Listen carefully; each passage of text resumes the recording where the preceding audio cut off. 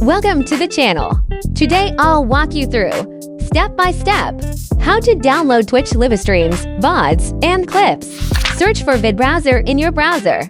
Vid Browser currently supports both Windows and Mac. Once installed, open the home page. Open the Twitch platform. Open any random live channel. First, decide on the video quality you want to download. Then move your mouse. A record button will appear on the stream. We click that button, which means the download has started, depending on how long you want to record. Click the button again to save it.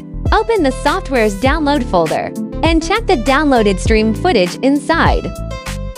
Second, downloading VODs. Click on the streamer's profile picture and find their VODs page. First, make sure you already have the streamer's permission. Illegal reposting is not allowed. Then click into a stream replay. On the right side of the software, click the All button. Find that replay and click the Download button. Simply wait for the download to complete. Third, downloading clips. Same process as the last step. Find the clip you want to download. Locate it under All and click Download. Let's open the download page.